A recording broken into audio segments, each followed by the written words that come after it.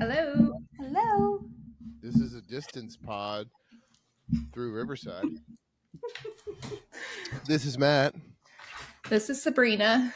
This is Supriya. And since Supriya's here, that means we're talking about Ayurveda. Last time we did winter Ayurveda. We were at Kripalu. Yeah, We were, that's yeah. right. Right? Yeah, that was Yeah. winter Ayurveda. And I don't remember what I said, but I knew I was done with winter already, which is not good in the end of January. It's weird because I was thinking about this today. I'm like, oh, like what questions do I have, or like how do I feel about this season coming in? And I'm like done with it too. I'm already like, come on, can we be warmer? Because I don't know, Supriya, you're in New Jersey, is that right? Yep, that's right.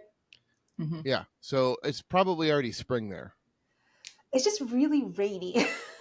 Yeah, okay, Here but too. it's like in the 50s, maybe 60s. Not 60s yet, like 40s, 50s. Oh, okay. So it's still okay. That's the same thing up here. Like we had a couple days in the 60s and maybe 50s, and now yesterday was like 30. Yeah, It's yeah, that's raining, basically what it was 25. here. There was like there was like a day or so got to like low 70s, and then it's just been like Yeah. low in the 30s, high in like the low 50s. Those are like trickster days because Yeah, it's like you get those couple really nice days. We were in Washington, D.C. for one of them. So nice. it felt appropriate with the cherry blossoms and everything like that. It was like 75 or Beautiful. something out there. And then, need the rain to get the flowers, I guess. We've always wanted to. We That. always mention or talk about or think about DC around this time for the cherry blossoms. Yeah. We never It's beautiful. somehow make it, but I mean, it's supposed to be really, really nice. Is it? Have you been to DC before? You've done DC before, Oh, Sabrina? oh yeah. Yeah. Okay, I don't know. Sometimes. Yeah, it's definitely been a while since I've been to DC. Yeah, we went to see a show. I did a lot of walking, so I learned that really good sneakers. I remembered that really good sneakers are important. So I'm like walking with my new sneakers now and supporting my body a little bit better. So yeah, What show did you see? Yeah. It's a younger artist. Their name is Max McNown. So Was it like a concert or was it like a play or? It was definitely a show in the sense of like standing room only. I also realize that I'm getting older. All right, I'll hold on. I'm sorry. You're like 33. Yeah. Oh no, I'm 35. Oh, okay. That's a corner. That's fair. Yeah. See? Totally fair. If you were 33, I'd be like, BS. Oh, Come on. I agree. You're still a young person. I agree. If it was like 33, I'd be like, stop it. But I think once you get to 35, you're like, okay. 100%. You're like getting closer to 40. I'm in the mid. So. Oh yeah, that's the thing. Yeah. You turn the corner where you're like, ooh, I really need to think about footwear, socks, Yeah. all this other stuff. Yeah, no, that's fair. Skincare, whatever. All the funnies. But yeah, it seems to be something that I repeat, and one of these days might be the year that it sticks. We'll see. Check back with me next. While you were there, did you see any of the monuments? Did you get a chance to tour some of? I would like to say yes, but we didn't. We kind of were like, "You're here for the thing," and we're like, "Let's go home." Yeah. We were there. We went years ago. I want to say 2018 or 19. I even forget why we were there, but it was definitely late spring, so it was warmer. And Jessica was down there with us. This might have been like still in the massage school. So like there was a campus in Mount Kisco near, I think in Maryland. So they might have had business there, but we definitely did all like the big monuments, like Lincoln Memorial, Jefferson Memorial, Washington Monument, all that stuff.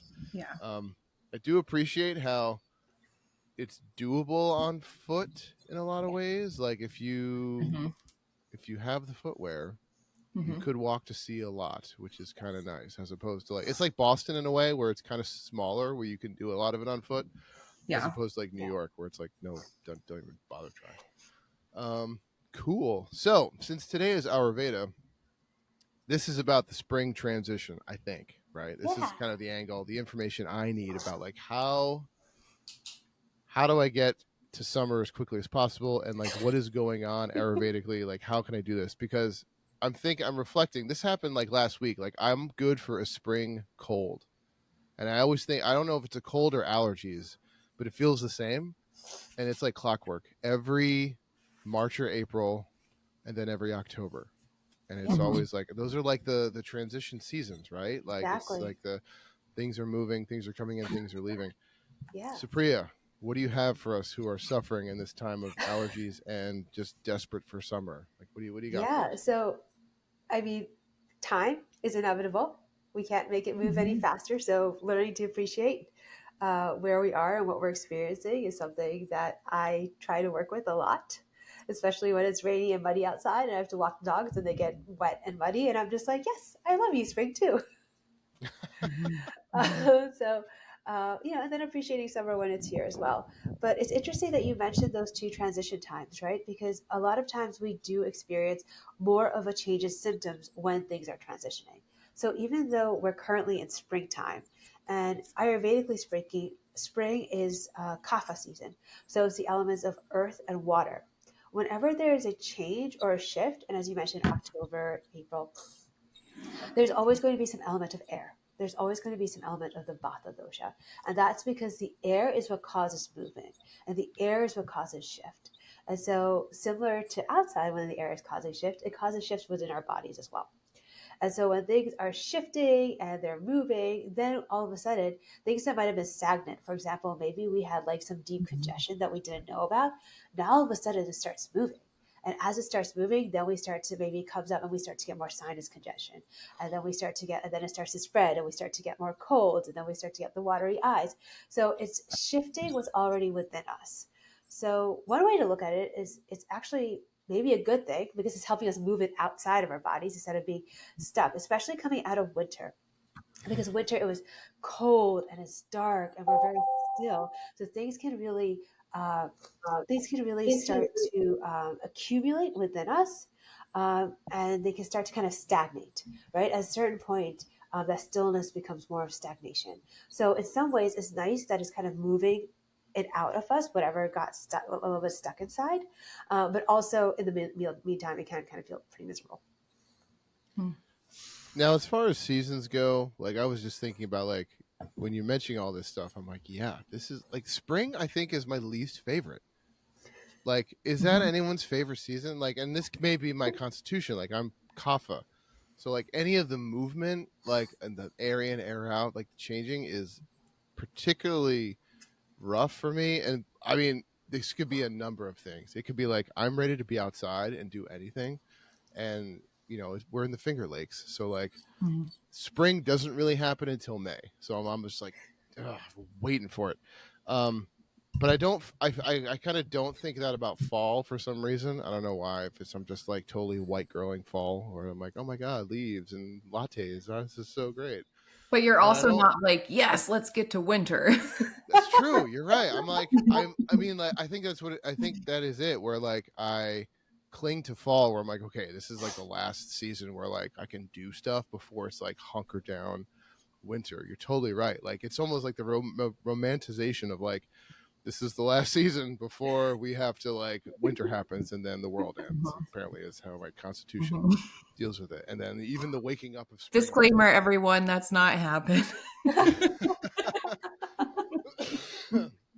Right. So I mean, I get so antsy, like even more so than winter, because I feel like bundling up and being outside in the cold and snow is one thing, but like just waiting for this kind of break in the weather, it just makes me so just like, oh, I'm almost out of my skin.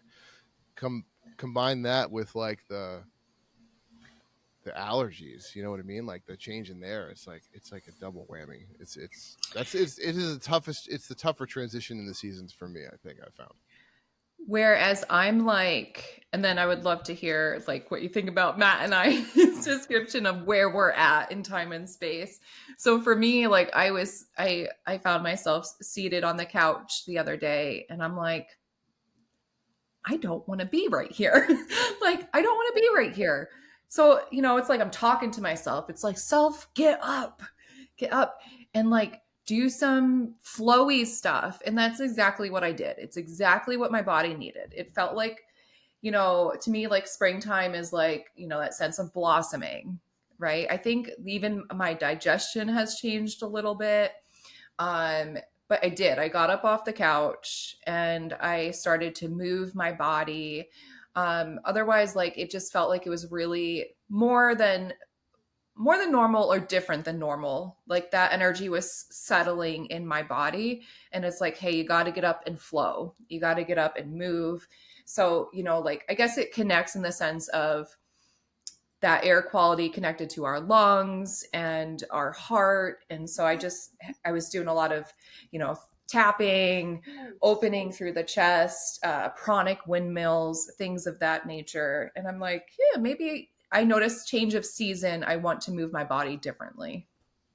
Oh yeah, absolutely. I think moving our bodies differently depending on the season is definitely very Ayurvedic, because because the external elements impact us so much, and so we want to adapt to that.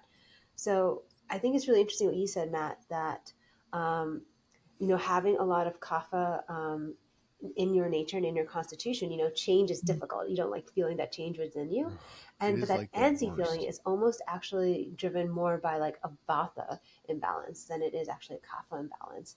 So it's interesting that like it's so resistant to change that actually is creating almost like a little bit of like a vata anxiety is really what I heard from that. So like actually grounding that anxiety is really nice. Whereas Sabrina, when you were talking, just feeling so much like of that like stagnation energy, and I believe you talked about having some more vata in your constitution, right? And that vata, it does not like that, right? It does not want it. Like the kapha outside is being like, all right, it's wet, it's sticky, let's just kind of like stay stuck on the couch. And like the vata's like, no, I still need to move. I still need to get that movement. So I love how you brought in that flow and just listen to your body and you let that vata move, because the vata does not want to be held down for too long. Yeah. Well said. Totally. And it's funny that you say like on the couch, where I'm like, I don't know if anyone follows professional sports or golf, but it's Masters Week, which is a big deal. If you kind of there's no reason you should know about it. If you're into golf at all, it's a big kind of Thursday to Sunday. It's a big deal. It's like, so it's just like everyone who's semi-interested in golf is like, I'm going to spend the next 4 days as much as I can on the couch having this tournament. There are years, this is like the third or fourth year that I've gotten back into it.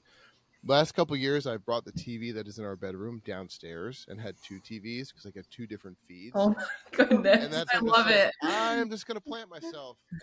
And this is part of the kapha where it is so easy. I could easily have this on all day. Yeah. And just like, I'm just going to like watch the whole thing. I could watch this for 12 hours and it's not a big deal. But where I would be like, let's get up and pretend we're swinging. It's funny. It's funny. I would have to. All of everybody try it. I think Jeannie sent me a video about like someone riffing on the Masters or whatever about men watching their Masters. So now her feed is just inundated with golf. Oh, I'm sure she and it's loves like it. For every kapha who's just like, this is me for 4 days. There are other people who like have their putters out in their living room or their wedges out and like, oh, they got to get that, got to get in the slot, right? Like they're very. It's funny to watch like all like as soon as I see like someone who's like standing watching or like moving, I'm like they got a lot of vata. They got to move. They got a lot of air, and I'm just like the kapha. We're like, yeah, no, I'm just watching. It's just so it's like that lens is also pretty funny. But yeah, I could be totally. I mean. I woke up this morning, laptop open at probably 8:00 when I made coffee, and it has been on the computer all day, and it's totally fine. And I realize that's not everybody, like, and not everyone can do that, because some people, like, I've seen them, and they'd be like, "Oh no, like I can't sit and watch something that long." I'm like, that sounds horrible. Like, how do you? That sounds so antsy for me. You know what I mean? But it's like all about that, like. What is good for your body is not good for someone else's, and like how to adapt and change and make adjustments kind of thing. And also to love the other person who is up and putting, because it is also, so my fiance is very much like Matt in the sense, and he's like, sit down. He he knows now, but it took a while in our relationship to see I explained it. I'm like, we are just different constitutions. I was like, I feel like Sapri, you like exactly the right words. I feel like I'm being held down. I was like, I told him, I said, I can't. I feel like I'm in a straitjacket. And I mean, I could definitely sit and meditate when it's time to, but like when it's time to move my body and, so especially if I'm home, this is what I want to do. I want to watch TV and like move my hips side to side. So I'm more Vata, Kapha. Matt is Kapha. Supriya, like, how have you been feeling during this transition? What, like, what have you been noticing? Yeah, so I'm a little different. I'm Vata with some Pitta, just enough to make me dangerous, is what I say. I think it's really interesting, though, just going back to the whole sitting on the couch, because I'm somebody who I basically can sit on a couch for like 15 minutes max. Like, I find something to do. Like, I find something in the kitchen, I find something with the dogs. Like, I find something to get up and do. Like, I just cannot stay seated. And it's really interesting because if someone has a lot of kapha energy, then that's fine. They're just like totally cool with it. Like, they're like, you do your thing. I'm just like totally settled in who I am, and that's not going to bother me. Even if someone has a lot of kapha energy, if they have any sort of vata, especially vata that's prone to imbalance, which most people do, especially in this day and age and just what's going on in society, that movement will actually start to aggravate and annoy them. Because it's triggering their vata and they don't know how to deal with that increased air and they don't know why it's going on. And so it will actually start to make them anxious. So if anyone has like any sort of vata imbalance and you're moving around a lot, they can't deal with that energy and it reads as very unsettled to them. It's so fascinating that you say that. Where as Sabrina is talking, I'm thinking of how important this language is to a conversation, especially if you're in a relationship with someone. If you don't have the tools to say like, or the awareness, be like, well, I'm kapha and I'm going to sit, and they're like, I'm not, so I'm going to move. But if you don't like have that awareness, it could be like, oh, are you upset because you're moving? Like you just can't sit still. And I could be sedentary for a while and do this. I mean, I kind of go that way because I was watching. This is even today. I was doing some work on the computer, had the match on the TV, and Jeannie is kind of bouncing around and doing some cleaning. And immediately, I'm just like, why are you like? What are you doing? Why are you moving around? Like, what are you doing? Like, should I be doing something too? Like, yeah, and that's exactly it. Because then the other person could go to the place of like guilt or like, then they get up and start doing things. Yeah, that is interesting. It's so interesting. We're like, this types of conversations, I think, go to a deeper level, not only of self-awareness, but like if you can both have that language in a relationship or if it's any sort of partnership, you can meet with understanding and not just like, well, I'm mad and cleaning and you don't have to be cleaning or you don't have to be moving and it's okay. But like without that kind of like awareness, you're in your head and you're having your own like thoughts and like, what should I be doing right now kind of thing. So like I'm watching this play out today, like, 3 or 4 hours ago. So yeah, and it's so easy for us just to get like caught and lost in our thoughts, without taking a moment to like bring ourselves back and ground in the present moment and be like, what do I need and what does my body need and what's going to make me happy right now, right? I don't need to get lost in thoughts of what's the other person thinking, and now are they like worried about this about me and what about the future? Like we spend so much time in everybody else's business except our own, and in the future and in the past, that sometimes it just feels like life is just slipping us by and we're never really being present for it. Well said, Supriya. Well said. I mean, with that too, like Supriya had just said, I think it's important to know like it fluctuates too, because there's definitely times where I am more kapha, like Matt. I feel like a balanced kapha, like this is just what I'm doing right now. This is what my body wants to do, and this is how I'm responding to that. And then I see my fiance up and doing all of the things, and I definitely have gotten into my headspace before of like, I should get up and help. I should do all, And then he's like, no, I'm just doing my thing. And it's just like a nice reminder of like, hey, this is where I'm at right now. That's where you're at right now. We don't need to be in the same spot. It's just an acknowledgement, though. It does get a little tricky when one person would like warm food, the other likes cold food, though. So there is that. Yeah. I just, it's so tricky because I feel like, I can totally be the sedentary, but it really, once we're going to have another one of these conversations in the summertime. Summer is when I'm like, the fire is ignited, right? And I could go like I could wake up at dawn, which is up here is 5:30 in the morning, and be awake and do stuff until 10 o'clock when the sun sets. And like it doesn't feel like it requires any extra effort or like having to muster or like I need a nap. I just have that. And but that window is from like May to September. It's a very narrow window. The other time I'm like, okay, how am I conserving energy? How am I making sure I'm replenishing energy with like being more conscious about what I eat, and what I put in my body to like make the day happen, kind of thing, right? Yeah, I don't need to think about that at all in the summer. But every other season, it's like, okay, be conscious about when you're eating, what you're eating, and stuff like that. Supriya, like what are some imbalances that people might notice, like as we start to shift into spring? Yeah, and Matt, And just to go, maybe, yeah, yeah, sorry, go ahead. go ahead. I'm sorry. Yep, No, go and I ahead. was just going to say, Matt, to your point, I think that just goes to show how much our external environment really does impact us so much. And when we have the sun's energy and it's bright, it's giving us energy too. So we're Yeah. just drawing on like universal energy, which is so much greater than the energy we individually have, and it's just easier to remember it's there when it's bright and sun shining, and we can see it all the time. Yeah. Yeah. So I think it's actually been a lot of what we've been talking about right now, right? When we think about like stagnation and we think about feeling kind of stuck. And I think we can feel that in many different ways. We can feel that physically, that we don't necessarily want to move our bodies as much. Well, actually, Ayurvedically, this would be the time that if your constitution allows it, that like you go hard with the workouts. Like, you run the marathons, you do the CrossFit, like, again, balance for your constitution, but to balance that more lethargic kapha energy, that this is the time that you really want to be invigorating your body.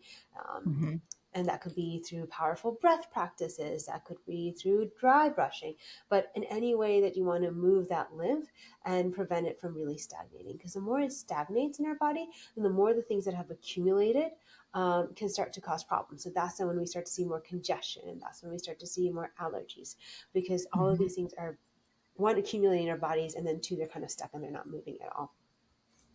And I think sometimes too, it can be easy to get stuck in our minds, right? And Matt was talking earlier about feeling antsy, but like we came out of winter and things felt really quiet, and we're ready to get moving, right? We're ready to start doing things again.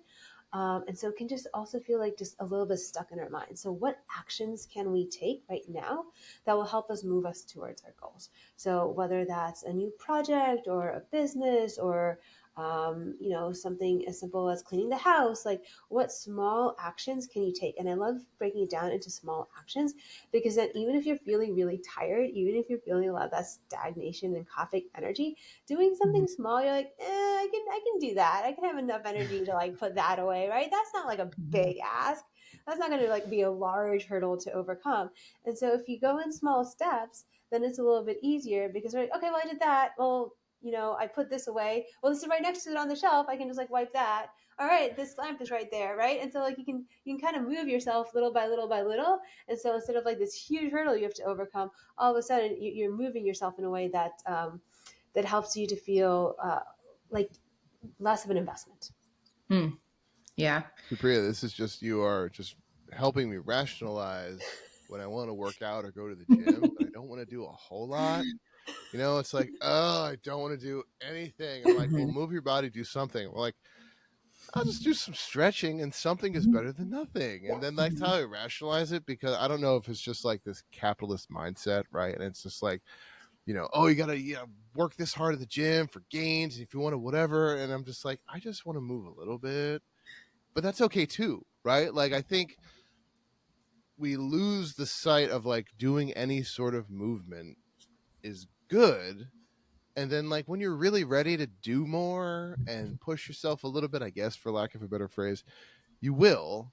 And you shouldn't be made to feel bad for only doing what you would in the time consider be not a lot. You know what I mean? Like sometimes I'm like, well, I should go to the gym, and I know it'll make me feel better, but I don't want to do it. Like, I don't want to lift weights. I just want to stretch, maybe walk on the treadmill or something. But like, there's that mindset in the back of my head, at least, where like, oh, that's not enough, or like, why are you bothering if you're not coming out just dripping in sweat. I'm just like, I'm 45, so I don't really care enough about that anymore.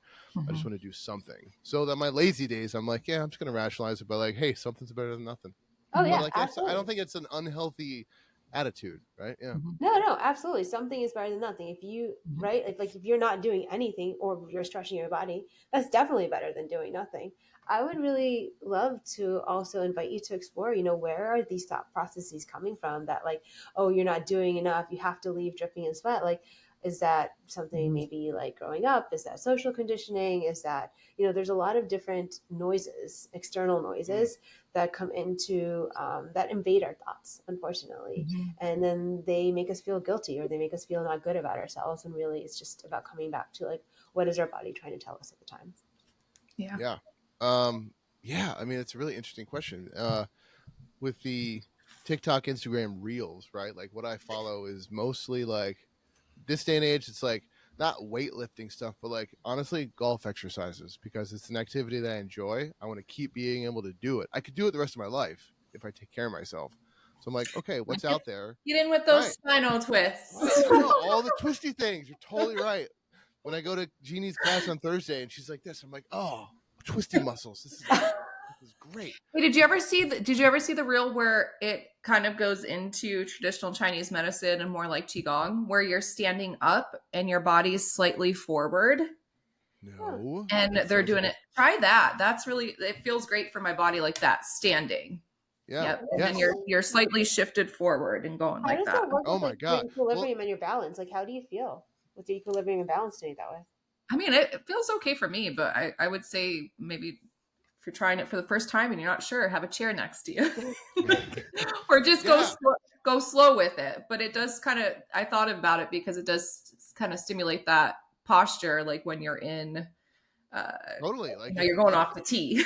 Well, no, it sounds like if you're just slightly bent over and then twisting, like I could tell you how many I don't say golf bros, but like golf calisthenic dudes who are like, here's some weird like you stand this way and then like stretch this way and do yourself twist stuff. But like what you just said totally mimics that, where like you're like leaned over a little bit and then you're twisting the shoulders, the trunk, right? Like that's totally it sounds like a qigong thing, but like but I think Supriya, to respond to what you said about like where does it come from to be like, well, why do I feel like I'm not doing enough? Part of it is it's like, oh, let's look at who is making these videos, and subconsciously you're like, oh, this is a kid in his 20s or in his 30s and in fantastic shape. And he's just like, you can see the shoulders and the chest. And it's like, oh man, if I had the time, right? But he's also like very flexible, doing the twisting. And so it's like, oh God, I wish I could get there. You know what I mean? And you judge yourself. Little bits. Yeah. Like you just fall into that, like, well, can I mimic what I see? I'm like, no, I can't. Therefore you tell yourself stories. Right. Yeah, there's so much these days about like how social media is so terrible for like children's development and their own self-image and their own self-esteem. But I don't think people are giving as much attention to how much is impacting everybody else too, right? Like, oh, you're adults, you can limit yourself, you can choose what you watch or whatever. But like, no, it's impacting everybody who's participating in it, right? Like it consciously and subconsciously. Yeah, I most definitely agree. Yeah. And I have to remember that I am not doing those exercises as often as the young boy man who is doing this as part of his job. I'm like, it's expectations, right? It's like we fall in this trap of like, well, if I'm not looking like the person I see on the screen, then I'm a failure. Or like, if I'm not trying to, and it's just like, oh, stop it. we are not the same people. And I think it to me always goes back to that of like, well, what, like Supriya had mentioned too, like, well, what feels good for me now? And maybe one moment I want to be sedentary and then the next moment I'm doing spinal twist, but if we do pause and ask ourselves like, well, what's good for me now? Like, I truly believe, well, at least my body responds. It'll be like, yeah, now try this. And it, oftentimes like that's how my flow comes to be, is like, okay, I did that. now what do I want to do? Oh, I want to now move that. I feel it in my shoulders. So like now I want to move it in my shoulders, you know? What I really love about that is that you're pausing, right? You're not saying, I have to Yeah. go, go, go, do. This is my workout Mhm. time. I need to constantly be moving.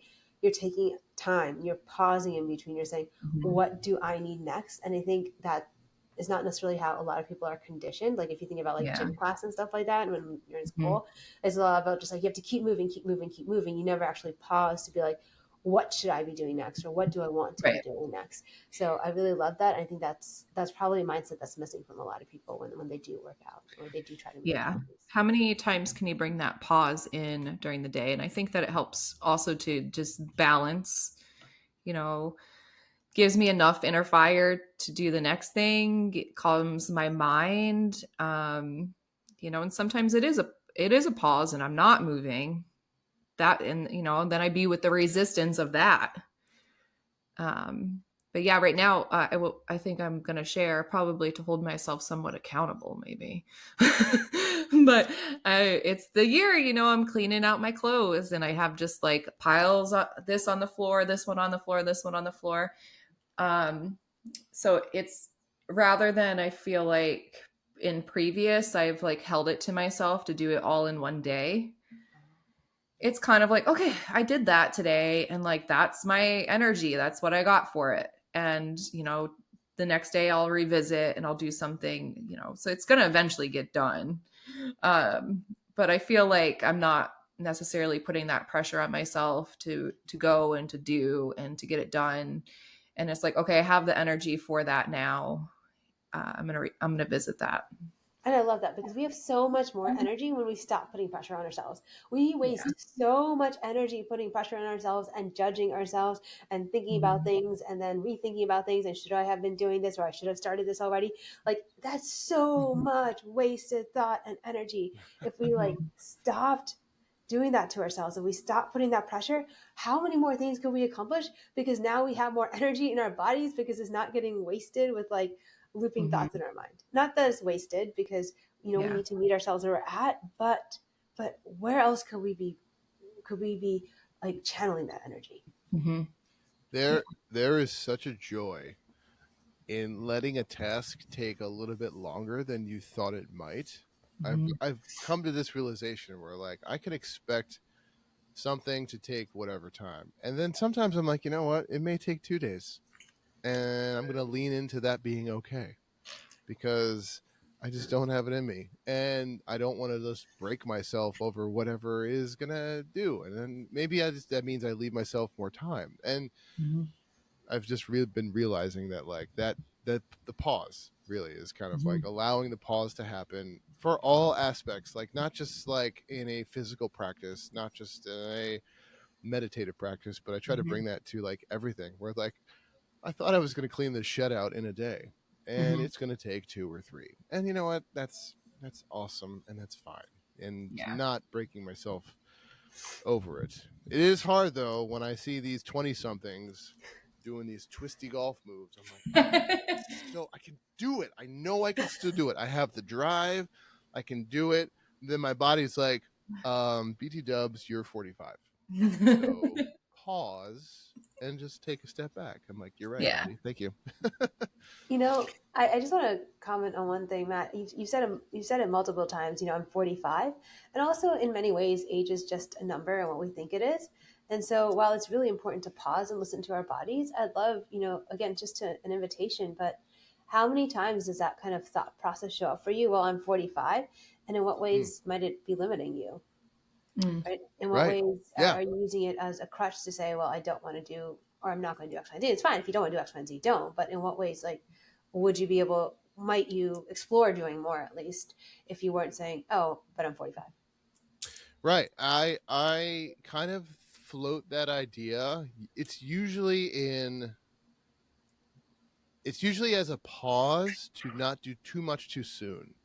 That's when I kind of like if like it's the winter and I'm getting back into weightlifting because I haven't done it in 8 to 10 weeks. The first time will be like I'm 45. I'm not going to do what I think I want to do.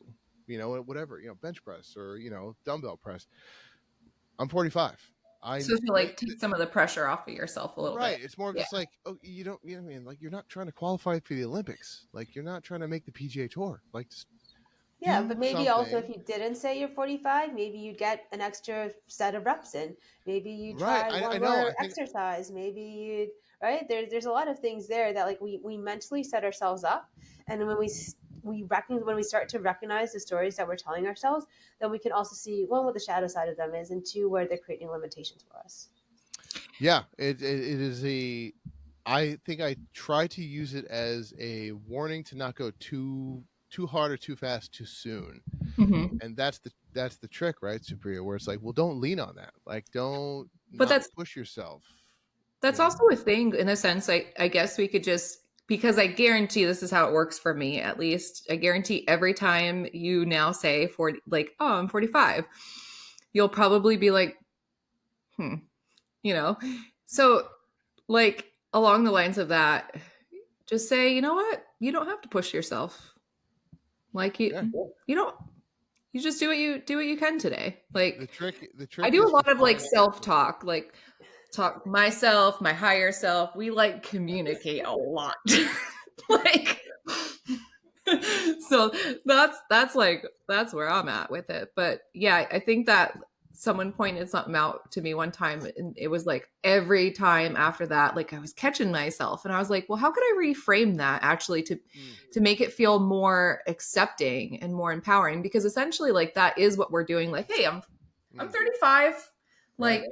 I'm feeling it. I'm only 45 is what is a good frame to be like, I'm only 45. Like, there's people who are 65 and want to do and accomplish and all the things, and I think I lean on it as like, okay, don't hurt yourself, and also but don't limit yourself. Totally right. I mean, I often try to, once I hit 30, I tried to look at fictional characters and see how old they were. Like, I'm like, how old was Indiana Jones in the first movie? You know what I mean? How old was he? Do you know? How old is Batman? Is Batman in his 40s? Batman might be in his 40s. Okay, Leonidas from 300, he was 40 something. Okay, all right, I can see what it. I think in the first movie, Harrison Ford was probably in his early 30s for Raiders of the Lost Ark. Oh no, that's not true at all, because he was 33 in the first Star Wars movie, which was 1977. So in 82, he had to be in his late 30s. So, but by the third movie, Last Crusade, he was definitely in his 40s. So I'm like, all right. Do you ever see those? You ever see those social medias where it's like it has a list of people, and it was like this person wrote their first book at 52. Yes. This person took up skiing at this age. And it just shows like something that someone is really successful with, and like the age that they actually started doing that. Yeah, so I saw one of those. I always love those when I come across it. I saw one of those kind of recently, and then there was a handful of artists, but the one I remember was J.R.R. Tolkien. I think when Lord of the Rings was published, he was in his 60s. Yes, like, he spent a decade writing that thing. Yes, and then it's like, why do I think that 45 is a ceiling? You know what I mean? Like, I think that's kind of where I go to. We're apparently having like a big breakthrough today. I love it. And I know, like, I just know, like, this is like, it relates to me because I find myself doing it as well. And I think probably other people that are listening. So I think it's great. Yeah. Love it. It's hard not to when you age, because, like, you are watching yourself try to do things that were much easier in the past. And it's like, I can still do them. They require more effort. So it's hard not to extrapolate on that idea, right? Or like, okay, all the things that I have wanted to do, tried to do, are in some ways maybe more difficult. Either they're self-imposed limitations or actual. But yeah, I mean, that's the thing, is to not let that be a limitation, because it's not. I actually like to reframe, instead of thinking about the things that might be more limitations compared to when I was younger. I actually like to reframe, like, what am I doing now that I didn't when I was younger? Maybe because I couldn't, maybe because I didn't know how to train well enough, maybe because for whatever reason, maybe my nutrition wasn't optimized enough. But in what ways am I healthier now? And in what ways can I do things now that I couldn't when I was younger because of the wisdom that I've gained as I've aged? Well said. Yeah, it's that wisdom. We're like, think of yourself at 25. If I'm 45, I'm thinking 25. I'm like, ugh, that fucking kid didn't know anything. Jesus, why am I romanticizing youth?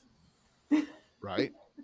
When anything that's created with any sort of longevity, greatness has a sense of wisdom, and that comes from life experience, right? It comes from living and getting older, and that just, like, it's a self-limiting thing that I, at least I'll speak for myself, find myself doing and trying to break away from a lot.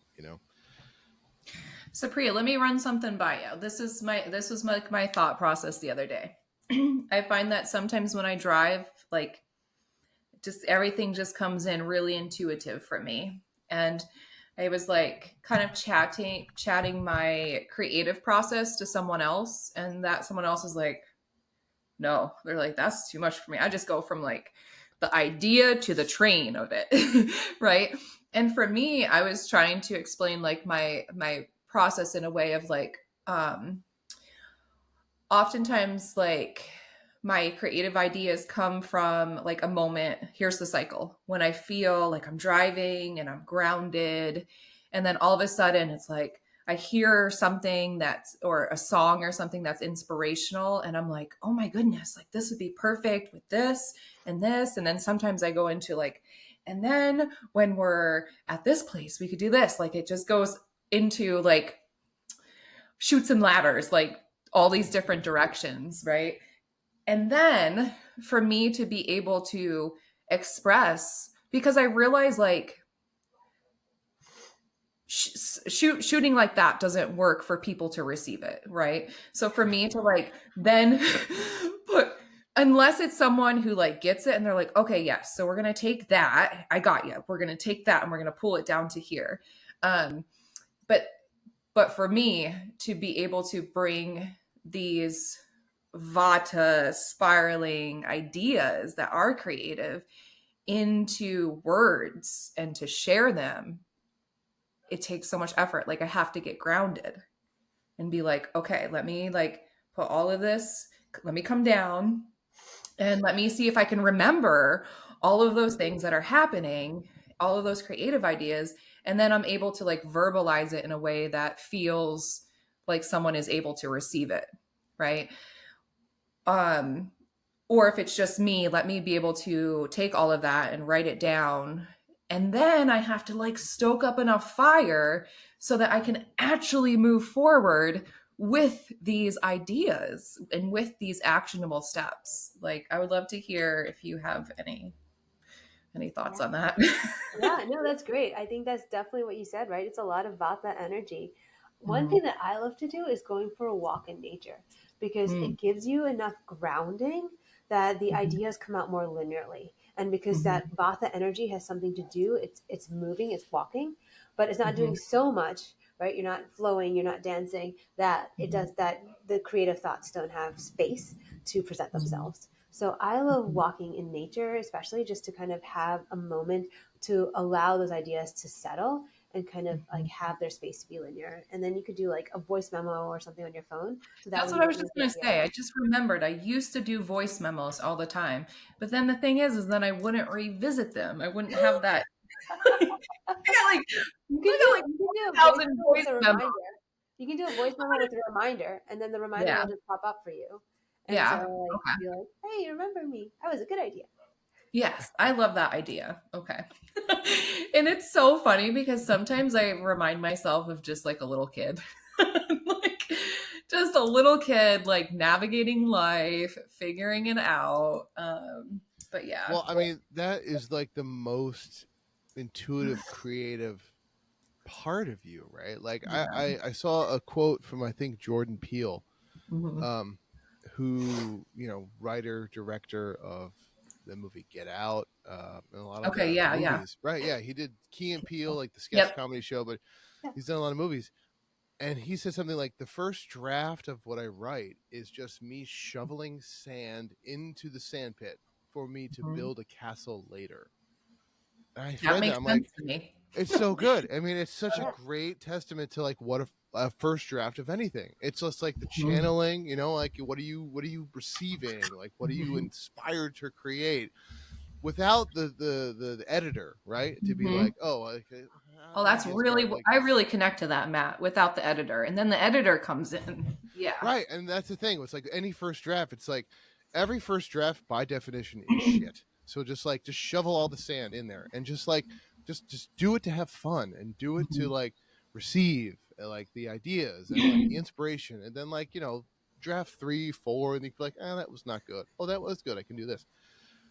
But it's kind of, yeah, it's just like, just letting it happen is a hard place to be, because it's like there's always that critic, there's always that editor that's in the back of your head where it's like, this is kind of garbage. And I find myself in whatever creative endeavor I try to do, it's just like it's the repression of the editor in the first draft or the first, you know, iteration, where it's just like, just have fun. Like, who gives a shit if whatever doesn't make sense? It doesn't matter, right? And it's just like allowing that to kind of go.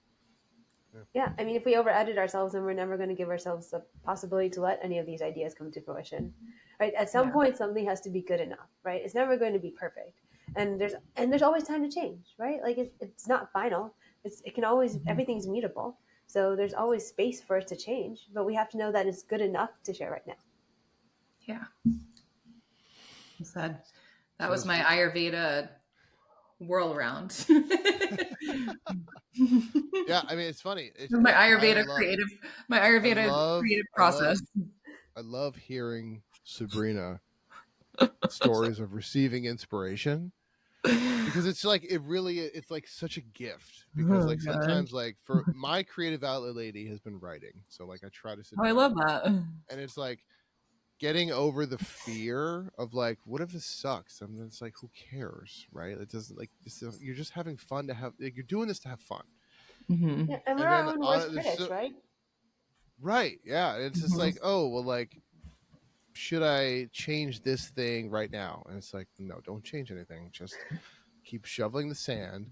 And then like, I have heard Sabrina's voice as I'm trying to be creative, and she just seems so fearless in the inspiration, in the receiving of inspiration, where I'm like, it's just envious, really what it is. That's because cool, man. Again, like, seriously, I'm my own worst critic, so I'm just like, just let it roll. Just let it roll. That's what, let it roll.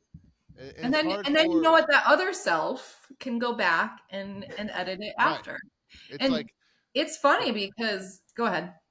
I was gonna say the Kapha wants to, like, the Kapha or the Virgo. I'm a Virgo. I'm a 1 on the Enneagram. So it's just like, this is not right the first time. Therefore, it will never be right and shouldn't be. You know what I mean? It's just like, you have to, like, that's my lesson, is to let that go and be like, just throw all the shit in the pan and just like let it cook, and like, whatever, it doesn't matter. And you can go back later and be like, this is garbage, or this was awesome. Extrapolate on this. And it's like, I've in my head been like envious, be like, how does like Sabrina do it? Like, I'm just like such a self-critic, and like there are people like Sabrina who like just doesn't give a shit. Like, here's what I've received, here it is. And I'm just like, because also like sometimes my ideas like aren't for me to take action with, you know. It's like, hey, I got this idea, and then sometimes like Jeannie and Jessica will come in and be like, oh, this and this, where like it was kind of like what I was talking about, but they like morphed it into action, right? So I realize like sometimes like those drop-ins actually aren't, you know, are just for me to get out, and then they take that pile of sand, you know, that I made into a pile, and then they make it into a castle. So I mean, that's where like all of our energies are needed and are useful. For me, it just takes a little bit to go through the cycle of kind of each one of those. Right. And that's like where if we're speaking Ayurvedically for the season, this is Yeah. a season of like movement and like the wind, the air, and the ideas. And that is sometimes hard for me as a kapha to be like, well, this isn't fully formed yet, so like this is garbage. Like, no, all ideas are fine. Just throw them Yeah. all against the wall and see what sticks. And it's like, as far as like the season goes, I'm like, this is the season of like, let's whip everything up Yeah. that's been stagnant for the last 3 to 4 months, right? I had a question. Supriya, I find that I am most creative in the mornings. Do you think that has anything to do like Ayurvedically? What time in the morning? Well, I guess maybe it makes sense because probably like pitta time around 10, right? Now that if I pause with it, I think the ideas start coming before that. I'm kind of wondering if like Yeah. the kapha time from 6 to 10 helps you ground enough that the ideas are linear enough that by the time you get to 10 o'clock and pitta time of day, that you're able to act on them. So you feel like you're enacting the creativity, but it's the fire that's giving you the energy, and it was the kapha and the stability that was enabled you to be more That linear in supported terms me of in like, that. yeah. Yeah, that makes sense to me. Yeah. Yeah. It's so funny to hear you say. I often forget that like there are Ayurveda times a day. Now I'm kapha, and I am up with the sun, and like my time, sunrise to noon maybe is when I'm like, I can do shit. I can do stuff. I have ideas. I can do things. Once 1 to 2 rolls around, I'm like, yeah, we can take 5. We can be done. Yeah. But then again, like once 4 rolls around after that kind of mid-afternoon siesta, I'm like, I got energy till 10. We can totally do this. You know what I mean? Yeah, that'll happen to me too. Yeah.